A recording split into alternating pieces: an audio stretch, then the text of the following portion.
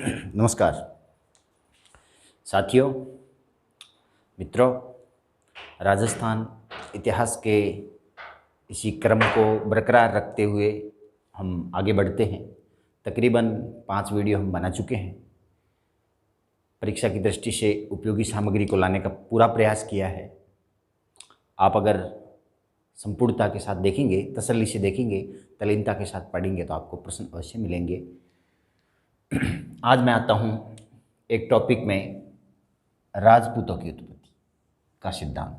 हालांकि हम एक विशेष एग्जाम पे फोकस कर रहे थे, पटवार, उसमें राजपूतों की उत्पत्ति के सिद्धांत से संबंधित प्रश्न बनने के कितने चांस हैं वो तो मेरे को नहीं पता, लेकिन एक राजपूतों की उत्पत्ति एक महत्वपूर्ण घटना बन सकती है। एक महत्वपूर्ण घटना जरूर है, तो प्रश्न बन सकता है।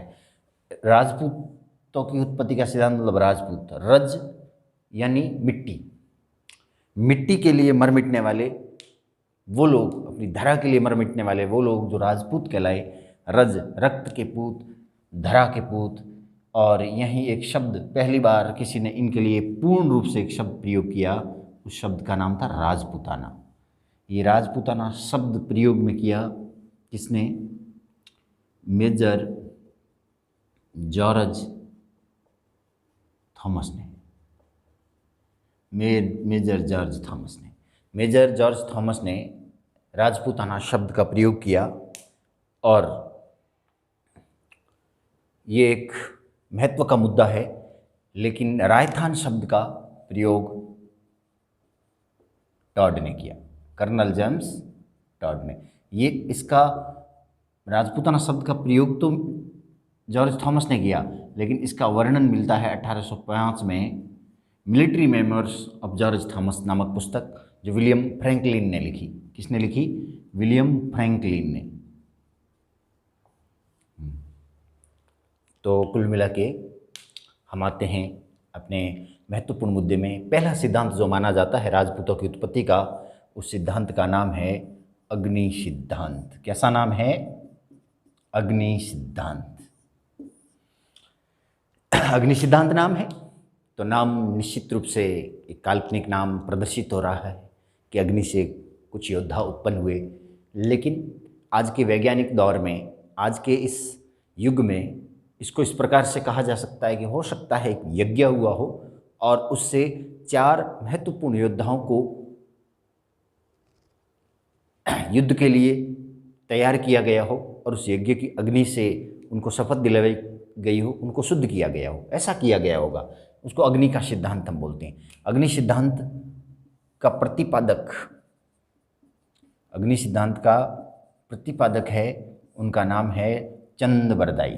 चंद्रबरदाई बोल सकते हैं आप, चंद्रबरदाई। चंद्रबरदाई, जिनका एक अन्य नाम पृथ्वी भट्ट भी है। क्या है? पृथ्वी भट्ट।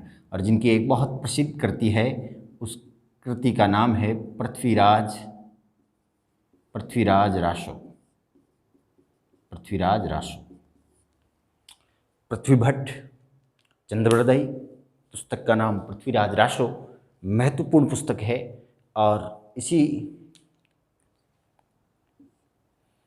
क्रम में इसके कई समर्थक हुए। चंद्रबरदाई कहते हैं, सबसे पहले आपको बता दूं, चंद्रबरदाई कहते हैं कि एक जगह है, आपने इस जगह के बारे में सुना होगा, एक जगह है सिरोही। सिरोही में एक जगह है माउंट आबू। क्या नाम है? माउंट आबू। माउंट आबू के आबू पर्वत पर, कौन से पर्वत पर? आबू पर्वत पर एक यज्ञ किया गया। यज्ञ करने वाले थे वशिष्ठ। किसने किया यज्ञ? वशिष्ठ ऋषि ने। वशिष्ठ ऋषि जो राम, लक्ष्मण, भरत और शत्रुघ्न इनके गुरु हुआ करते थे, वही वशिष्ठ। वशिष्ठ ऋषि वशिष्ठ ने यज्ञ किया और जिससे 4 योद्धा उत्पन्न हुए। कितने योद्धा? 4। वो योद्धा किस नाम से जाने गए? प्रतिहार, परमार, प्रतिहार, परमार,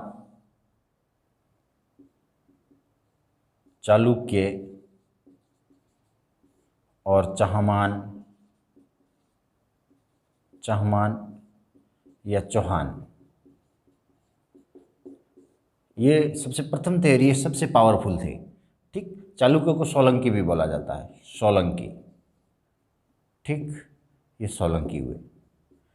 ये चालुक्य, चाहमान, चौहान, प्रतिहार, परमार, चालुक्य, चाहमान और चौहान, ये महत्वपूर्ण 4 शासक वंश हैं जिन्होंने अपनी प्रतिष्ठा से पूरे भारत में राजपूत वंश की परंपरा को और पराक्रम को बढ़ाया और एक निश्चित और न्यायप्रिय शासन जनता जनार्दन को दिया। तो ये चारों राजवंश प्रतिहार, परमार, चालुक्य और चाहमान अग्नि सिद्धांत के अंतर्गत उत्पादित हुए। ये कहना है चंद्रबरदाई का, जिसे पृथ्वी भट्ट भी कहा जाता है। इस पृथ्वीराज रासो उन्होंने अपना ग्रंथ लिखा, इसे पूरा करने का काम किया जलहण ने। इनका एक पुत्र था जलहण, जलहण ने इसे पूरा करने का कार्य किया। और आगे इसी क्रम में हम आगे बात करें तो इस क्रम में अगर मैं आगे बात करूं तो होता यह है कि प्रतिपादक तो चंद्रबरदाई थे, प्रतिपादक तो थे, लेकिन इसके कई समर्थक थे। तो समर्थक कौन कौन थे?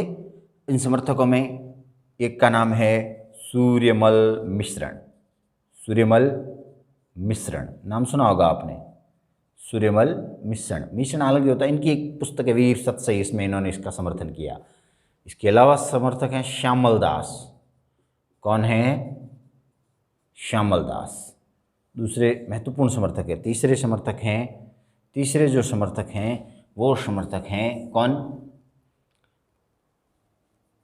मारवाड़ रे प्रगनारी विगत और नैणसी ख्यात लिखने वाला व्यक्ति जिसका नाम है मुहुणोत नैणसी।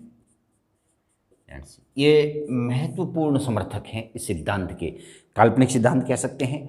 आबू पर्वत पर वशिष्ठ ने यज्ञ किया, वशिष्ठ ऋषि ने, जिससे 4 योद्धा पैदा हुए, प्रतिहार, परमार, चालुक्य, चाहमान। चाहमान अंतिम और सबसे ताकतवर योद्धा माना गया इनमें से। अग्नि सिद्धांत चंद्रबरदाई का दिया हुआ, पृथ्वी रासों से इसका वर्णन प्राप्त होता है।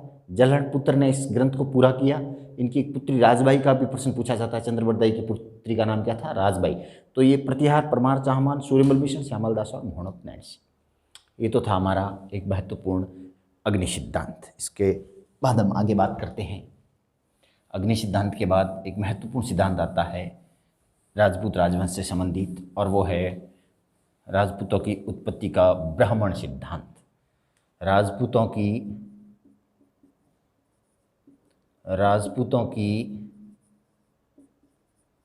उत्पत्ति का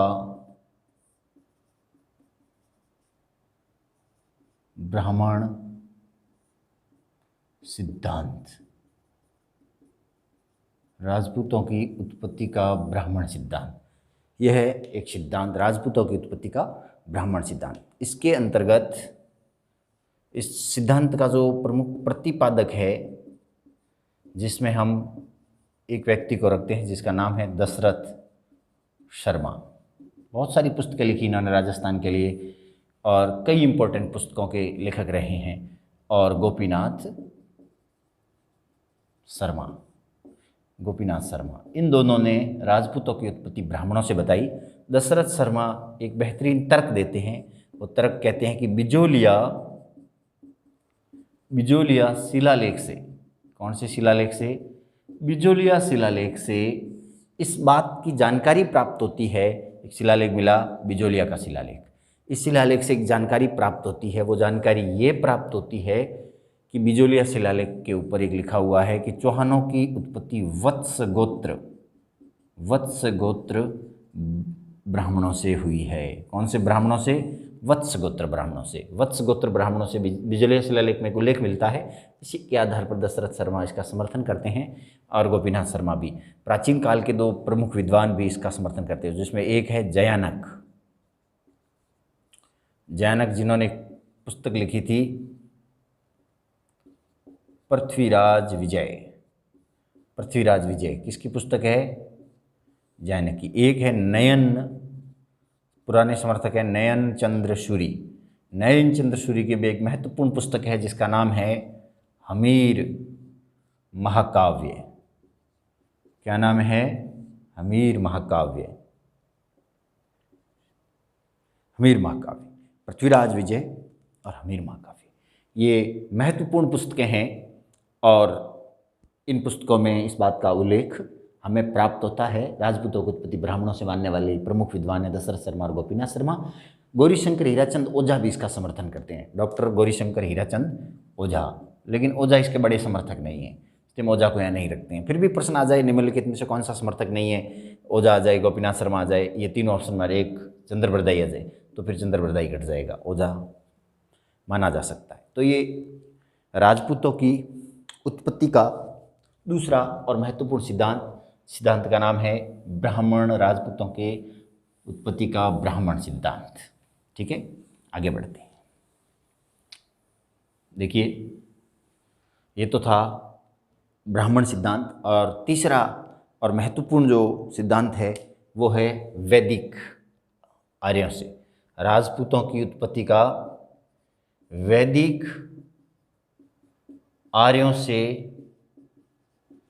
उत्पत्ति का सिद्धांत। किससे? वैदिक आर्यों से उत्पत्ति का सिद्धांत। वैदिक आर्यों से इनकी उत्पत्ति मानी जाती है। और वैदिक, हम सिंधु घाटी सभ्यता के बाद एक सभ्यता पढ़ते हैं वैदिक सभ्यता, और वैदिक सभ्यता का मतलब वैदिक सभ्यता के काल में भारत में एक विदेशी जाति आई, आर्य, ठीक, जिसे हम ये कह सकते हैं प्राचीन क्षत्रिय। क्या कह सकते हैं? प्राचीन क्षत्रिय। इन प्राचीन क्षत्रिय भी बोला जा सकता है। ये वैदिक आर्यों से उत्पत्ति इनकी मानते हैं। वैदिक काल में जो विदेशी जाति है, और इसके बड़े समर्थक हैं गौरीशंकर हीराचंद ओझा। इसका प्रतिपादक मान सकते हैं गौरीशंकर, कौन? गौरीशंकर हीराचंद ओझा। और दूसरा इसका जो बड़ा समर्थक है वो है सीवी वैद। मैं ये कहूँ चिंतामणि, ठीक, इनका पूरा नाम है चिंतामणि विनायक, चिंतामणि विनायक वैद। तो ये इनकी उत्पत्ति किससे मानते हैं? वैदिक आर्यों से इनकी उत्पत्ति मानते हैं। और वैदिक आर्य वही जो प्राचीन काल से भारत में आए हुए हैं। तो ये इन्होंने अग्निकुंड और ब्राह्मण उत्पत्ति सिद्धांत का भी कथन किया है। राजपूतों की उत्पत्ति से एक महत्वपूर्ण सिद्धांत बनता है चंद्रवंशी और सूर्यवंशी का सिद्धांत। कैसा सिद्धांत? चंद्रवंशी और सूर्यवंशियों का सिद्धांत। चंद्रवंशी व सूर्यवंशी सिद्धांत। क्या राजपूतों की उत्पत्ति इससे हुई? क्या राजपूतों की उत्पत्ति चंद्र से, सूर्यवंश से? जैसे पांडव कुरुवंश चंद्रवंशी माना जाता है, और राम का वंश, ठीक है, इक्ष्वाकु वंश सूर्यवंशी माना जाता है। तो ये तो सूर्यवंशी और चंद्रवंशी थे, यहीं से इनकी उत्पत्ति मानी। और उसका प्रमुख समर्थक है वही डॉक्टर गौरीशंकर हीराचंद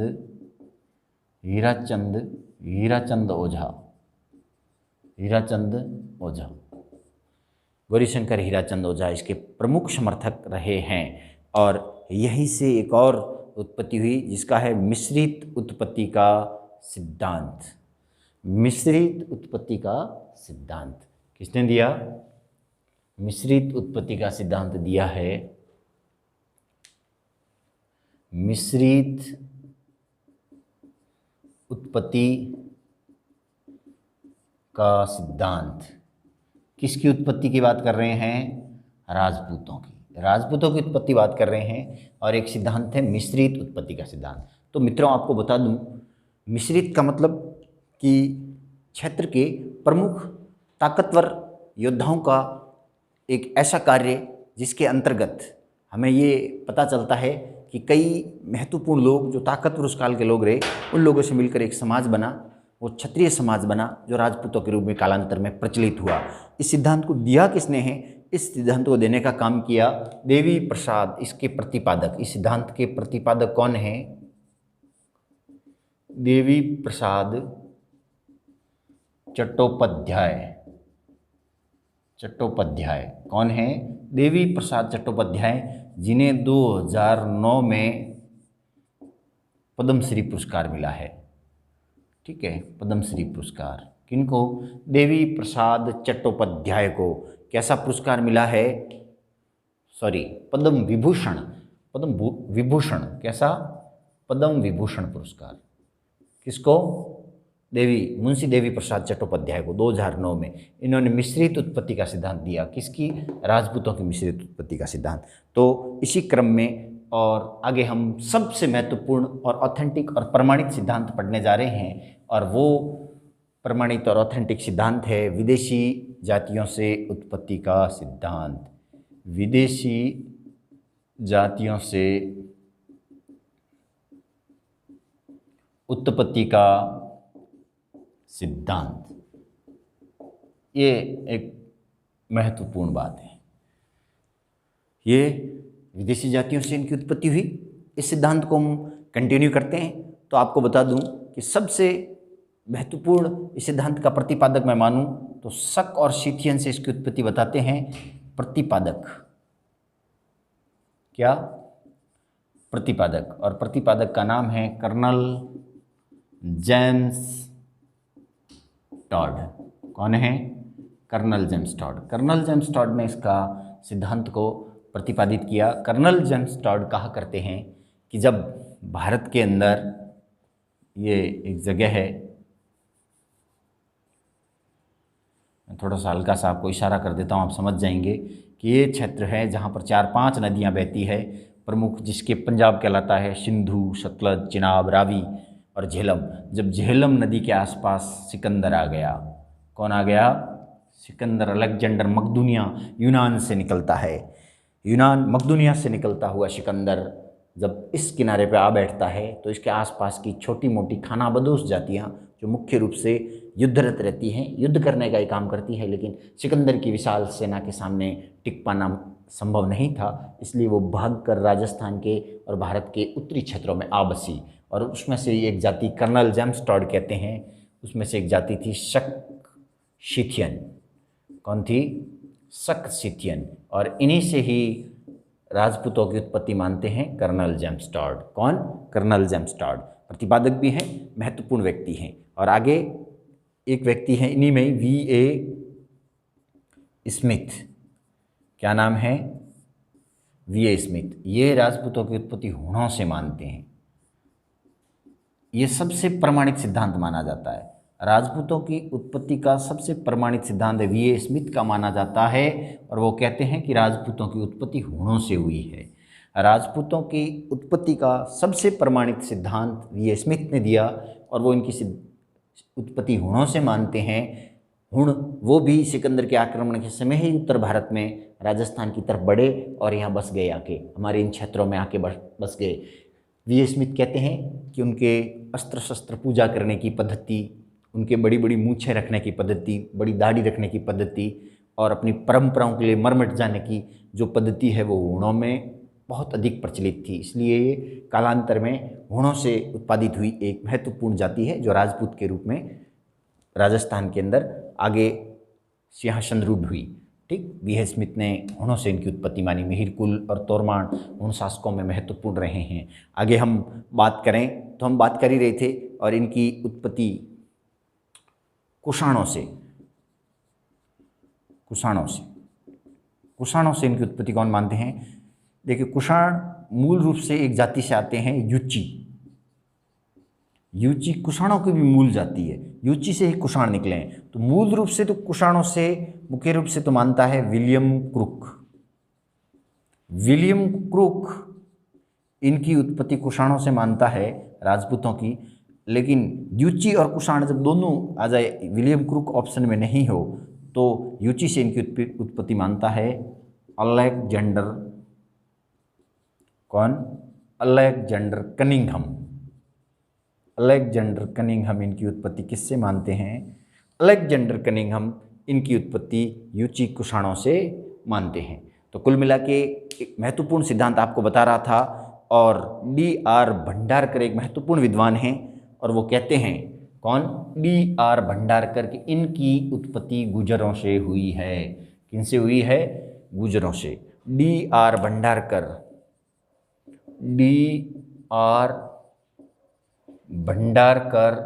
इनकी उत्पत्ति गुर्जरों से मानते हैं। किनसे मानते हैं? गुर्जरों से मानते हैं। तो ये तो था राजपूतों का प्रमुख सिद्धांत जिसमें हम चर्चा कर रहे थे। आगे कंटिन्यू करेंगे हमने रिकॉर्ड करके आपके बीच में कुछ वीडियो डाले हैं। ये 5वें 6ठे नंबर का वीडियो। इसके बाद हम प्रतिहार, पूरा प्रतिहार पढ़ने के बाद हम चौहान पढ़ेंगे और इतिहास अपने उन्माद पे होगा। और जब उन्माद पे होगा तो आनंद की अनुभूति होगी और मस्ती का आलम होगा। इस आलम में मैं प्रवीण चारण फिर कुछ ही पलों में आपके बीच आऊँगा। जय हिंद, जय भारत।